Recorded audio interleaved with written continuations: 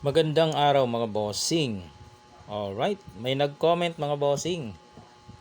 Ang sabi, tatlong dama at isang dama.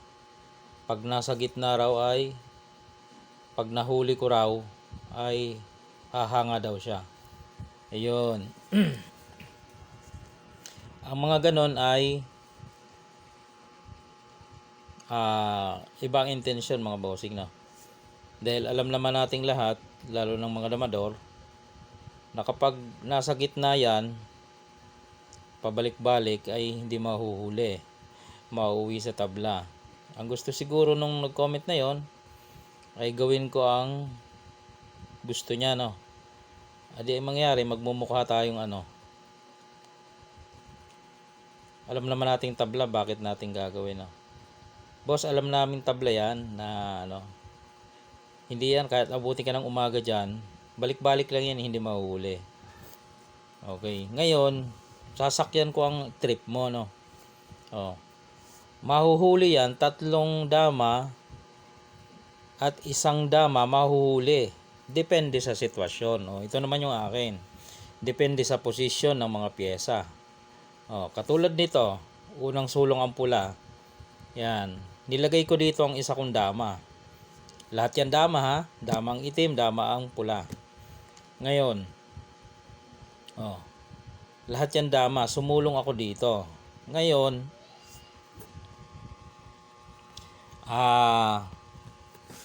susulong ka.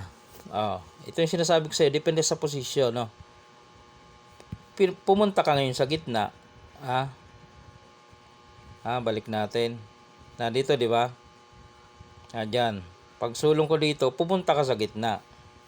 Ayun. Yan sinasabi kong depende sa posisyon ng mga pyesa.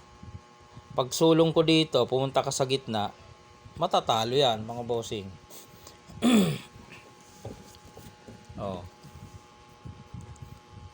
Kahit siya nasa gitna, matatalo siya. Bakit? Nasa posisyon kasi ang pula. Paano siya tatalunin? Papakain niya. Pupunta dito. Diba? Pupunta ka riyan. Sasaluhin. Talo.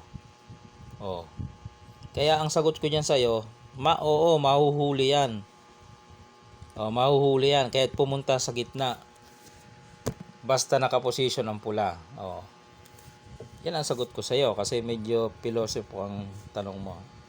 Alam mo namang tabla lang yan. Gusto mo pa ipasolve. Gusto mo akong gawing di ba? Hindi ka pumunta ng gitna, pumunta ka dito. Anong gagawin naman? Dito naman siya susulong. Pag pumunta ka ulit ng gitna, hindi pa rin pwede. Papakainan ka eh.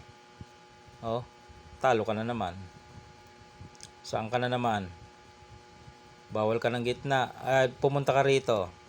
Matatalo ka pa rin kasi tatakpan yan. Pag alis mo dyan, pumunta ka sa gitna, papakain. Talo ka na naman. Yan. Kahit doon ka pumunta, papakain, talo ka na naman. Yan ang sagot ko sa'yo. Ngayon, ulitin natin. Dito ako. Ang ginawa ay dito siya. Doon ako. Ayaw niya doon. Pag bumalik siya dito, talo siya. Papakain, dito na naman. Talo na naman. Kaya ang gagawin niya, pwedeng doon. Yan. Pag diyan ka na, kukunin ko ng gitna. Di ba? Ganun lang yon. Pwede kitang painan sa gitna. Pag di ka pumasok, di akong kukuha ng gitna. Ganun ang diskarte. Diyan sa part na yan, maghulihan tayo. Mahuhuli kita. Saan ka titira dyan? Doon. Yan. Poporma lang yan ang poporma eh. Kukunin yung position dyan eh. Doon siya. Pag nakuha na yung forma na yan, madali nang hulihin yan kasi may formula naman yan eh. Diyan na. Madali lang, di ba? Pag pumunta roon, pakain. Yan. Pag pumunta dito, pakain ulit. Ayan. Oh, yun ang sagot ko sa'yo, boss.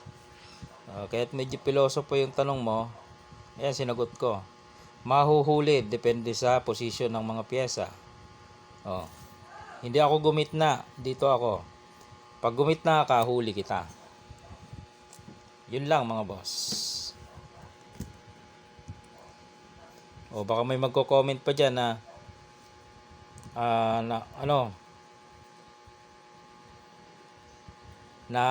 nahuli ng tatlo kasi ako lang sumusulong. Aba, edi kung gusto mong itry, pwede mo naman akong i-video call. Lalaroin natin, tingnan natin kung mahuhuli ko nga ba o hindi. Ikaw ang titira kasi gusto mo, ikaw ang gagalaw eh. Okay, yun lamang mga boss.